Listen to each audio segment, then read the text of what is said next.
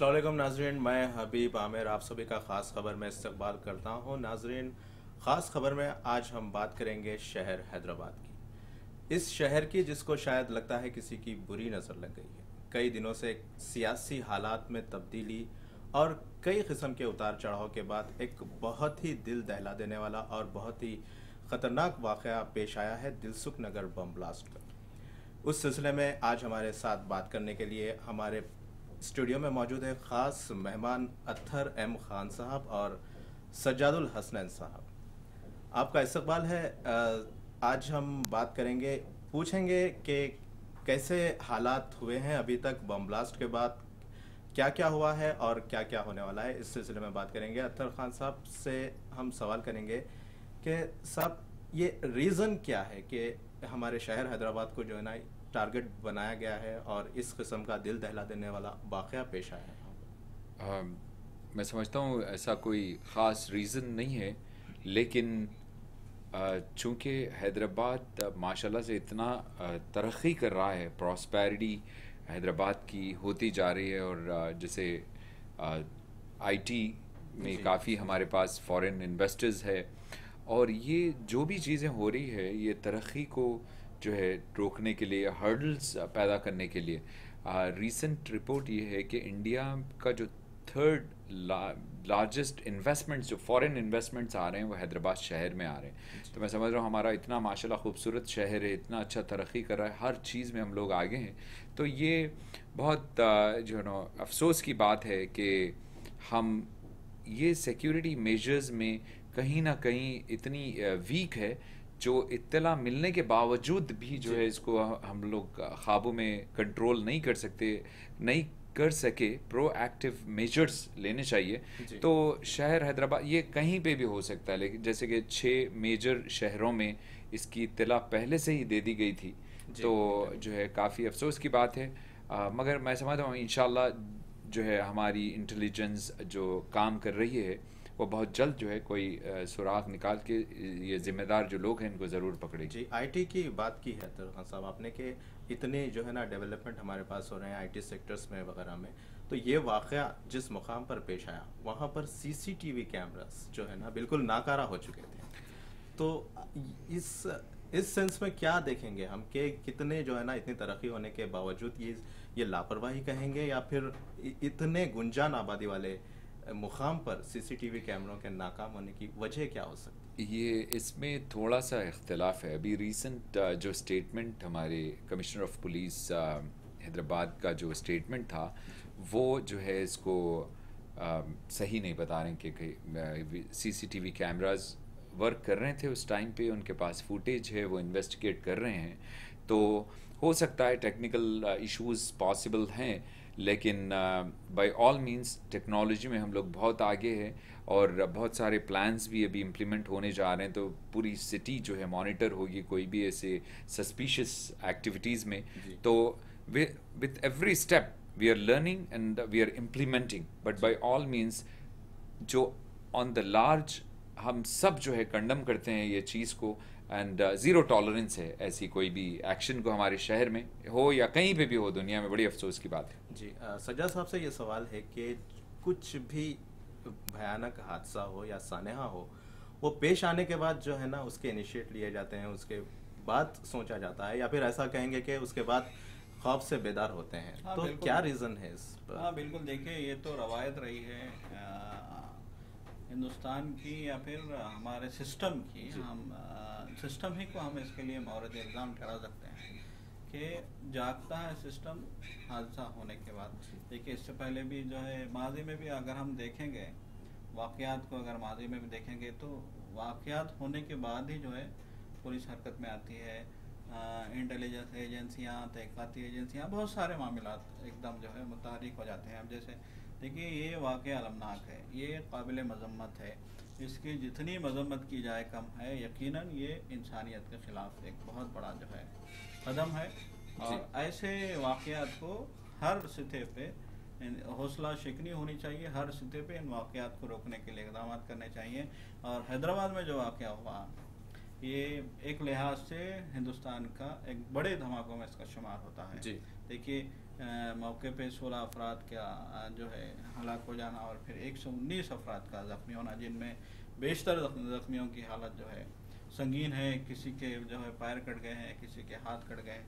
ये बहुत ही बड़ा अलमिया है। ये इंसानियत के ख़िलाफ़ जो है जुल्म है। ये जिसने भी किया है इसकी जो है मजम्मत की जानी चाहिए और उसको कड़ी से कड़ी सज़ा होनी चाहिए। लेकिन अब यहाँ सवाल ये पैदा होता है कि क्या हमारी एजेंसियाँ सही मास्टरमाइंड तक पहुँच पाएंगी, सही जिन लोगों ने ये काम किया है क्या वो गिरफ्त में आएंगे, या फिर हवा में जो है तीर उछाले जाते रहेंगे, बयानबाजी होती रहेगी, जैसा कि हम देख रहे हैं कि गुज़िश्ता एक हफ्ते के दौरान जब से धमाका हुआ है, शाम में 7:20 के आसपास ये धमाका हुआ, 5 मिनट से 20 मिनट के सिलसिलेवार 2 धमाके हुए। तो उस वक्त से लेके आज तक की अगर हम हालात को देखेंगे तो सभी का ये इस बात पे इत्तेफाक है कि सिक्योरिटी एजेंसियों ने और पुलिस ने वो नहीं किया जो उन्हें करना चाहिए था। जैसे मिसाल के तौर पे एक मोटी सी मिसाल ये है कि धमाका होने के फौरी बाद उस इलाके को जो है कार्डन ऑफ कर देना चाहिए था, वहाँ पे लोगों को जाने से रोकना चाहिए था, क्योंकि अगर फौरी उस इलाके का मुहासरा कर लिया जाता, लोगों को वहाँ जाने से रोका जाता, तो शायद शवाहिद मिल जाते। बहुत सारे शवाहिद जाए हादसा से सानहे के मुकाम से मिल जाते, वो नहीं किया गया, भीड़ लगी रही, जबकि सिचुएशन बहुत ही जो अफरा तफरी वाली हो गई थी। क़यामत सुगरा का मंजर था वहाँ पे दिलसुख नगर में जब बम धमाके की जगह पे। उसके बावजूद लोग दूर दूर से आ रहे थे देखने के लिए, जाओ दर जाओ, एक भीड़ जमा हो रही थी, एक हजूम था, एक हंगामा था, लेकिन वहाँ उस एरिए को जो है सेव करने के कोई नज़म नहीं था। इस बात की शिकायतें आई हैं, माहिरीन ने भी इस बात को जो है देखा है और इस पे जो है उंगली उठाई है। तो ये एक वाक़या हो गया। तो उस वाक़े के बाद से लेके आज तक वज़ीर दाखिला का बयान भी आया है और रियासत की वज़ीर दाखिला का भी बयान आया है। वज़ीर आला ने भी कहा है कि कड़ी से कड़ी सज़ा दी जाएगी। पुलिस ने भी कहा है, DGP ने भी कहा, भी ये बयान सामने आया है कि हम कातियों को कायफर किरदार तक पहुँचाएँगे। लेकिन अभी तक कंफर्म नहीं है कोई भी कि कौन इसके पीछे है, इसके पीछे किसका हाथ है। इस मामले को लेकर अभी तक ऐसा लगता है कि तहक़ीक़ात तो हो रही हैं, लेकिन किसी नतीजे पर पहुंचने में अभी भी इंटेलिजेंस और सिक्योरिटी एजेंसियां और तहक़ीक़ाती एजेंसियां इस मामले में जो है अभी तक नाकाम हैं, ये कहा जा सकता है। और फिर एक और अलर्ट आ जाता है वहाँ से कि हैदराबाद में और भी इलाकों में धमाके हो सकते हैं, इस बात के अंदेशे ज़ाहिर किए गए हैं। तो ये बात भी एक तरह से खौफज़दा करने के लिए काफ़ी है आवाम को। देखिए, नुकसान आवाम का हुआ है इस धमाके का। हम ना किसी तंजीम को, ना किसी मजहब से, ना किसी भी चीज़ से हम इसको जोड़ नहीं सकते। इससे इंसानियत का नुकसान हुआ है, इस सड़क चलते लोगों का नुकसान हुआ है, राह चलते मासूम लोगों का इसमें नुकसान हुआ है।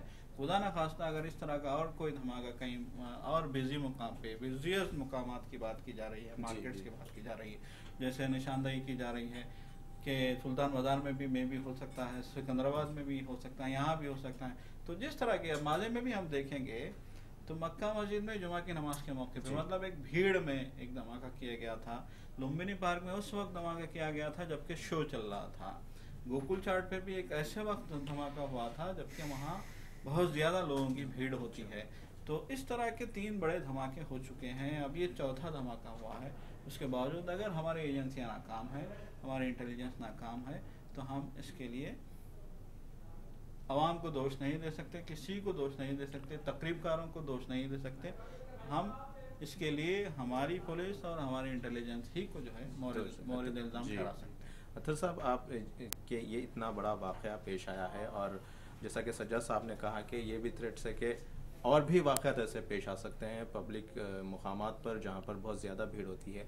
तो सवाल ये है कि 2 दिन पहले हमको जो है इंटेलिजेंस की इत्तला मिल चुकी थी, उसके बावजूद भी इतने बड़े धमाके को रोकने में हमारी इंटेलिजेंस और पुलिस नाकाम रही। तो कैसा ये एक वो होना चाहिए कि ये आम शहरियों के लिए क्या होना चाहिए जिम्मेदारी और फिर इंटेलिजेंस और पुलिस के लिए? देखिए, कोई भी सिस्टम में सिर्फ एक डिपार्टमेंट रिस्पॉन्सिबल होगा तो सक्सेस बहुत चैलेंजिंग हो जाती है। लेकिन गवर्नमेंट पुलिस इन्वेस्टिगेशन डिपार्टमेंट्स या जो भी सिक्योरिटी डिपार्टमेंट्स है, प्लस पब्लिक का तो मेन रोल है। अब आप देखें हमारे पास तो माशाल्लाह इतनी पॉपुलेशन है कि कोई थोड़ी सी हरकत करता है उसको कोई ना कोई वॉच करता है। अगर आप कभी किसी से यहाँ पे सीसीटीवी कैमरे तो सेकंड काम करेंगे, लेकिन आपकी मोहल्ले के लोग या आपकी पहले देख लेते हैं या उनकी नज़रों में आ जाते हैं, क्योंकि पॉपुलेशन है और क्लोजली नेटेड नेबरहुड्स है, डेंसली पॉपुलेटेड एरियाज़ है। तो उसमें मैं समझता हूँ अगर हम एक सिस्टम ऐसा बनाए जहाँ पे पुलिस एंड कम्युनिटी जो है एक जगह यूनाइट हो के, जैसे हमारे पास सिस्टम में होता है नेबरहुड वॉच, बड़ी इंपॉर्टेंट है कि आपके मोहल्ले में कोई भी सस्पिशियस एक्टिविटी होती है कोई भी दुकान पे कहीं पे भी, तो सबसे पहले हम लोग मिलके कोई एक उस पर एक्शन लें या फिर रिपोर्ट करें अथॉरिटीज़ को।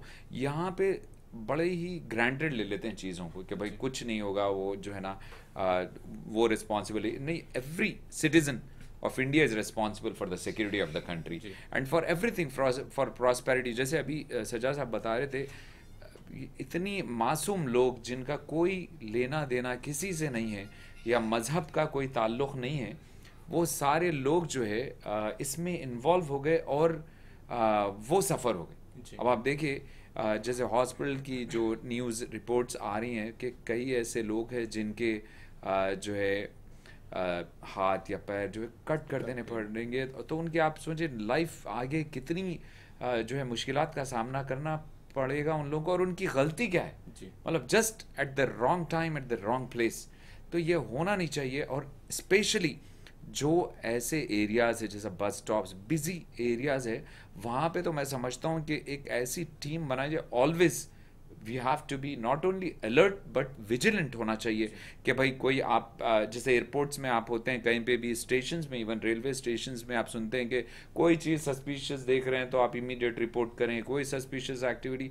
तो ऐसी कोई चीज़ जो है हमारी सिटीज़ के मेजर इवन पब्लिक प्लेसेस जैसा Lumbini park and all this things, वहाँ पे होना चाहिए कांस्टेंट मॉनिटरिंग, क्योंकि अभी सिस्टम इतना हाईटेक हो गया है कि आप कुछ भी डिटेक्ट कर सकते हैं। तो वो डिटेक्टर्स होना चाहिए इन प्लेस पब्लिक। इवन बीच में मैं देख रहा था शादी खानों पे भी अगर आप किसी की फंक्शन अटेंड करने जाते हैं, वहाँ पे भी मेटल डिटेक्टर सारी चीज़ें मस्ट हो गई थी। तो मैं समझता हूँ ऐसा सिस्टम बनाना चाहिए जिसमें सेफ्टी है सारे लोगों की। तो ये इंशाल्लाह मैं समझता हूँ एवरी बड़ी इन आवर सिटी या आवर कंट्री या कहीं पे भी हो, हर एक की रिस्पॉन्सिबिलिटी है। कोई भी चीज़ सस्पिशियस देखते हैं तो आप रिपोर्ट करें। यहाँ पे जैसा पुलिस से खौफ है, मतलब they are not too friendly, but we have to make a system जहाँ पे ब्रिज बनना ज़रूरी है दोनों में। हाँ नाज़रीन, यहाँ पर पुलिस के साथ साथ आम शहरियों की भी काफ़ी जिम्मेदारी बनती है, और इस पूरे मामले पर हमारे नामानिगार नज़र रखे हुए हैं, उनसे फ़ोन पर मालूमात हासिल करते हैं। एम.ए. सलाम शाहिद जो हमारे सीनियर रिपोर्टर हैं वो फ़ोन पर मौजूद हैं। शाहिद साहब, आप बताइए कि आपकी इन हालात पर नज़र है, बताइए कहाँ तक पहुँची है ये कार्रवाई और कहाँ तक जो है पुलिस कामयाब हुई है उस सुराख को ढूंढने के लिए? भैया देखिए, हमें यहाँ पर जो दिलसुख नगर पर जो जुमेरात की शब जो वाकया पेश आया था, उसके बाद से एनआईए और मुख्तलिफ कई एक एजेंसी से इस पर काफी काम कर रहे हैं, और अभी तक ऐसा कोई बड़ी कामयाबी तो उनको हासिल नहीं। आज ये इत्तला मिली है कि कुछ अहम सुराख उनको दस्तयाब हुए हैं। जिस तरीके से वहाँ पर कोई 5 लोग है थे, नामालूम 5 लोग है थे, वहाँ करीब दिलसुख नगर के एक होटल एक रेस्टोरेंट किए थे, और वो अचानक ऐसे वो रिकॉर्ड कर गए वहाँ पर बगैर इत्तला दिए के, और ना वहाँ पर पेमेंट किया गया और ना कुछ किया गया, और वहाँ से चले गए। तो इसी तरीके से कुछ सबकी सुई है से उन पर भी जा रही है, और कुछ एनआईए की जानिब से जो इन्वेस्टिगेशन किया गया है तो उसमें ऐसे कुछ सुराग घटने की मिलने की इत्तला दी जा रही है। जी शाहिद साहब, हमारे साथ जो मौजूद है स्टूडियो में अतर साहब भी आपसे कुछ सवाल करना चाहेंगे। शाहिद साहब, ये जो अभी अभी जो डेवलपमेंट आई है जिसमें कुछ नेम्स भी जो है मेंशन किए गए हैं, राजू, सुभानी, विजय एंड और कोई जो होटल दिलसुख नगर की बस डिपो के पास में जो होटल में immediately after the blast vacate किए हैं, तो उसमें कोई और डेवलपमेंट हो रही है राइट नाउ या क्या पोजीशन है? देखिए कार्रवाई तो काफी तेजी से की जा रही है। आज भी वहां पर ऐसे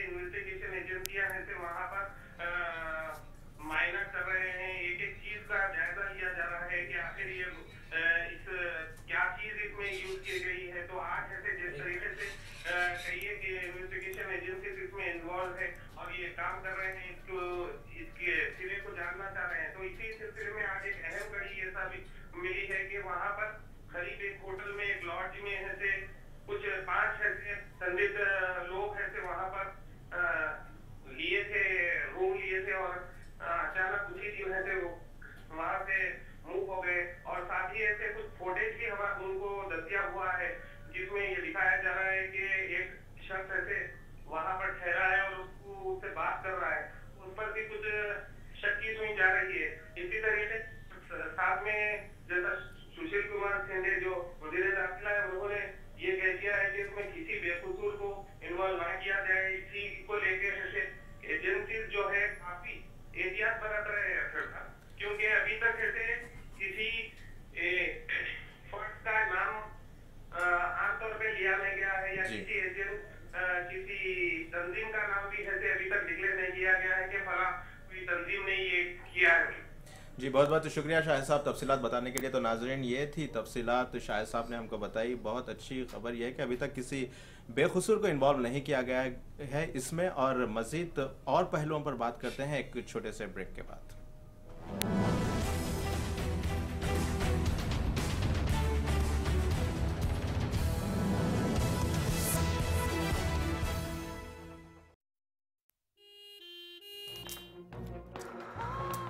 ये हादसा कैसे हुआ? रसोई में काम कर रही थी, अचानक प्रेशर कुकर फट गया। लेकिन ये तो जानलेवा भी हो सकता था। क्या प्रेशर कुकर ISI मार्क नहीं था? ISI mark? हाँ, गुणवत्ता और सुरक्षा की निशानी। भारतीय मानक ब्यूरो द्वारा कड़ी जांच पड़ताल के बाद निर्माताओं को ISI मार्क लगाने का लाइसेंस दिया जाता है। ISI का निशान 50 सालों से भी ज्यादा ग्राहकों के भरोसे और सुरक्षा की पहचान। जागो ग्राहक जागो। मम्मी पहले मुझे पानी क्या रही? अरे मुझे समोसे पास करना था। ऑरेंज जूस दो ना। आप ये सोच रहे होंगे कि आज यहाँ किसी की बर्थडे पार्टी है। जी नहीं, आज ये अपना बिजली का बिल जमा करके आए हैं और जो पैसे बचाए उससे पार्टी। ये केवल उतनी ही बिजली इस्तेमाल करते हैं जितनी जरूरत हो। बिजली की बचत यानी पैसों की बचत। हमारे यहाँ तो ऐसी पार्टी चलती रहती हैं। आपके यहाँ कब? बिजली बचाइए, पैसे बचाइए। ये हादसा कैसे हुआ? रसोई में काम कर रही थी, अचानक प्रेशर कुकर फट गया। लेकिन ये तो जानलेवा भी हो सकता था। क्या प्रेशर कुकर ISI मार्क नहीं था? ISI mark? हाँ, गुणवत्ता और सुरक्षा की निशानी। भारतीय मानक ब्यूरो द्वारा कड़ी जांच पड़ताल के बाद निर्माताओं को ISI मार्क लगाने का लाइसेंस दिया जाता है। ISI का निशान 50 सालों से भी ज्यादा ग्राहकों के भरोसे और सुरक्षा की पहचान। जागो ग्राहक जागो। मम्मी पहले मुझे पानी क्या रही? अरे मुझे समोसे पास करना था। ऑरेंज जूस दो ना। आप ये सोच रहे होंगे कि आज यहाँ किसी की बर्थडे पार्टी है। जी नहीं, आज ये अपना बिजली का बिल जमा करके आए हैं और जो पैसे बचाए उससे पार्टी। ये केवल उतनी ही बिजली इस्तेमाल करते हैं जितनी जरूरत हो। बिजली की बचत यानी पैसों की बचत। हमारे यहाँ तो ऐसी पार्टी चलती रहती हैं। आपके यहाँ कब? बिजली बचाइए, पैसे बचाइए। पापा क्या नई खड़ी है आई? मुन्नी को घर लेकर भाभी है आई। खुशियों में तुम भूल न जाना, रखना मेरी बात को याद। हाँ, जैसे देखभाल है जरूरी, डॉक्टर की सलाह जरूरी, वैसे ही बच्चे के जन्म का इंदराज है बहुत जरूरी। स्कूल में हो दाखिला या हो राशन कार्ड, पासपोर्ट वीजा हो या फिर हो वोटर आई कार्ड, बगैर जन्म सर्टिफिकेट कुछ नहीं आसान। यही है उसकी असल पहचान। अपने बच्चे के जन्म और नाम का इंदराज जरूर करवाएं। ये हादसा कैसे हुआ? रसोई में काम कर रही थी, अचानक प्रेशर कुकर फट गया। लेकिन ये तो जानलेवा भी हो सकता था। क्या प्रेशर कुकर ISI मार्क नहीं था? ISI mark? हाँ, गुणवत्ता और सुरक्षा की निशानी। भारतीय मानक ब्यूरो द्वारा कड़ी जांच पड़ताल के बाद निर्माताओं को ISI मार्क लगाने का लाइसेंस दिया जाता है। ISI का निशान 50 सालों से भी ज्यादा ग्राहकों के भरोसे और सुरक्षा की पहचान। जागो ग्राहक जागो। मम्मी पहले मुझे पानी क्या रही? अरे मुझे समोसे पास करना था। ऑरेंज जूस दो ना। आप ये सोच रहे होंगे कि आज यहाँ किसी की बर्थडे पार्टी है। जी नहीं, आज ये अपना बिजली का बिल जमा करके आए हैं और जो पैसे बचाए उससे पार्टी। ये केवल उतनी ही बिजली इस्तेमाल करते हैं जितनी जरूरत हो। बिजली की बचत यानी पैसों की बचत। हमारे यहाँ तो ऐसी पार्टी चलती रहती हैं। आपके यहाँ कब? बिजली बचाइए, पैसे बचाइए। Hello sir. क्या सर खैरियत से हैं? हाँ, खैरियत से हूँ। आइए। चलिए। क्या बात है, आपका लड़का मुलाजिमत करने के बजाय कारोबार करने की जिद कर रहा है, मेरे बेटे ने बताया है। हाँ, 4 लोगों पर मुनसिर होने के बजाय 4 लोगों के लिए एक मिसाल बनना चाह रहा है। फिर पैसे का इंतजाम? मेरे लड़के की तिजारत के लिए ही तो मैंने इतने दिनों से कपिल चिट फंड में पैसा जमा किया है। कपिल चिट फंड, आपके ख्वाबों की ताबीर। ये हादसा कैसे हुआ? रसोई में काम कर रही थी, अचानक प्रेशर कुकर फट गया। लेकिन ये तो जानलेवा भी हो सकता था। क्या प्रेशर कुकर आईएसआई मार्क नहीं था? ISI mark? हाँ, गुणवत्ता और सुरक्षा की निशानी। भारतीय मानक ब्यूरो द्वारा कड़ी जांच पड़ताल के बाद निर्माताओं को आईएसआई मार्क लगाने का लाइसेंस दिया जाता है। आईएसआई का निशान 50 सालों से भी ज्यादा ग्राहकों के भरोसे और सुरक्षा की पहचान। जागो ग्राहक जागो। मम्मी पहले मुझे पानी कर रही। अरे मुझे समोसे पास करना था। ऑरेंज जूस दो ना। आप ये सोच रहे होंगे कि आज यहाँ किसी की बर्थडे पार्टी है। जी नहीं, आज ये अपना बिजली का बिल जमा करके आए हैं और जो पैसे बचाए उससे पार्टी। ये केवल उतनी ही बिजली इस्तेमाल करते हैं जितनी जरूरत हो। बिजली की बचत यानी पैसों की बचत। हमारे यहाँ तो ऐसी पार्टी चलती रहती हैं। आपके यहाँ कब? बिजली बचाइए, पैसे बचाइए। राहुल, रोजी, सलमा, करतार मेरे नसीहों में पैदा हुए, इसीलिए इन सब की पैदाइश दर्ज करवाना मेरी जिम्मेदारी है। लेकिन इनका पैदाइशी सर्टिफिकेट म्युनिसिपैलिटी से हासिल करना इनके वालिदैन का फर्ज है। तमाम सरकारी, निजी और खैराती अस्पतालों का कानूनी फर्ज है कि जिन बच्चों की पैदाइश इनके यहाँ हुई हो, उनकी पैदाइश दर्ज करा लें। एक रिश्ता है, प्यारा बंधन है, ये जीवन हो रोशन, ये फर्ज निभाना। पैदाइश दर्ज करवाना हर बच्चे का पैदाइशी हक है। ये हादसा कैसे हुआ? रसोई में काम कर रही थी, अचानक प्रेशर कुकर फट गया। लेकिन ये तो जानलेवा भी हो सकता था। क्या प्रेशर कुकर आईएसआई मार्क नहीं था? ISI mark? हाँ, गुणवत्ता और सुरक्षा की निशानी। भारतीय मानक ब्यूरो द्वारा कड़ी जांच पड़ताल के बाद निर्माताओं को आईएसआई मार्क लगाने का लाइसेंस दिया जाता है। आईएसआई का निशान 50 सालों से भी ज्यादा ग्राहकों के भरोसे और सुरक्षा की पहचान। जागो ग्राहक जागो। मम्मी पहले मुझे पानी कर रही। अरे मुझे समोसे पास करना था। ऑरेंज जूस दो ना। आप ये सोच रहे होंगे कि आज यहाँ किसी की बर्थडे पार्टी है। जी नहीं, आज ये अपना बिजली का बिल जमा करके आए हैं और जो पैसे बचाए उससे पार्टी। ये केवल उतनी ही बिजली इस्तेमाल करते हैं जितनी जरूरत हो। बिजली की बचत यानी पैसों की बचत। हमारे यहाँ तो ऐसी पार्टी चलती रहती हैं। आपके यहाँ कब? बिजली बचाइए, पैसे बचाइए। शमा क्लासिक बासमती राइस, हर दाना खिला खिला।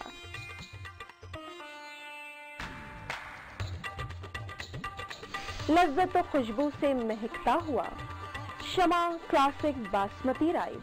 दुर्लभ दावत के लिए Shama classic basmati rice 25 kilo, 10 kilo, 5 kilo और 1 किलो के पैक में Shama classic basmati rice. Sealed bag ही खरीदिए। शमा क्लासिक बास। मम्मी पहले मुझे पानी कर रही। अरे मुझे समोसे पास करना था। ऑरेंज जूस दो ना। आप ये सोच रहे होंगे कि आज यहाँ किसी की बर्थडे पार्टी है। जी नहीं, आज ये अपना बिजली का बिल जमा करके आए हैं और जो पैसे बचाए उससे पार्टी। ये केवल उतनी ही बिजली इस्तेमाल करते हैं जितनी जरूरत हो। बिजली की बचत यानी पैसों की बचत। हमारे यहाँ तो ऐसी पार्टी चलती रहती हैं। आपके यहाँ कब? बिजली बचाइए, पैसे बचाइए।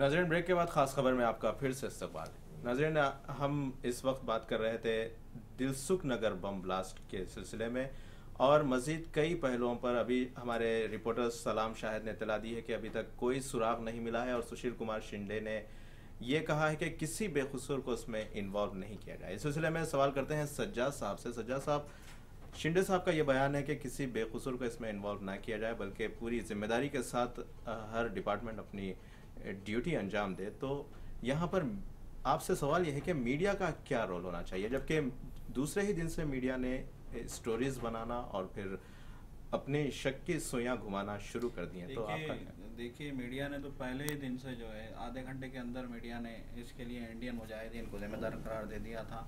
आधे घंटे के अंदर कई नाम जो है मीडिया ने ले लिए थे। मीडिया ने देखिए हुकूमत यही कहती है, इंटेलिजेंस एजेंसियां यही कहती हैं कि मीडिया को बहुत जिम्मेदार होना चाहिए इस मामले में कि तासुब के ऐनक उतार के आप देखें कि हो क्या रहा है। सवाल ये है कि यहाँ हुआ क्या है। ये तो इंसानियत, मैंने जैसे कहा कि ये इंसानियत के खिलाफ हमला है और अगर आप शक की सुइयाँ जो है चलाते रहेंगे, हवा में जो है उछालते रहेंगे खबरें, तो उनको कन्फ्यूजन होगा जो इस मामले की तहकीकात कर रहे हैं। उनका जहन आप एक मानों में भटका रहे हो, दूसरे मानों में आप उनकी मदद कर रहे हो जिन्होंने तकरीबकारी की है, उनकी मदद कर रहे हो जो दहशतगर्द हैं जिन्होंने दहशतगर्दाना कार्रवाई की है। तो यकीनन मीडिया को इस सिलसिले में बहुत जिम्मेदार होना चाहिए। और अफसोस की एक अफसोसनाक वाक़या हुआ और इस अफसोसनाक वाक़ये के बाद जो मतलब खुशाइन बात ये थी कि मीडिया ने तो अपनी जिम्मेदारी पूरी संजीदगी से नहीं निभाई टीआरपी के चक्कर में, लेकिन अवाम ने पूरी संजीदगी से अपनी जिम्मेदारी को समझा। देखिए इस वाक़ये के बाद कोई ऐसा वाक़या नहीं हुआ हम जिसको कि ये कह सकें कि दो फिरकों के बीच कोई तफरका है, कोई नफरत है या कोई झगड़ा है या कोई फसाद, जैसा कि माज़ी में होता रहा है कि कोई वाक़या होता है तो फिर इस वाक़ये को लेके फिर फसाद शुरू हो जाता था।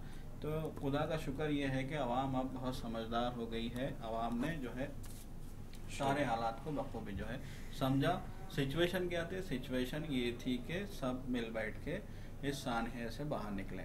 सभी ने मदद की जख्मियों को अस्पतालों तक पहुंचाने के लिए और मिशनरियों से कहीं ज़्यादा लोगों ने जो है आगे बढ़ के इस, जबकि मामला बहुत खौफनाक था।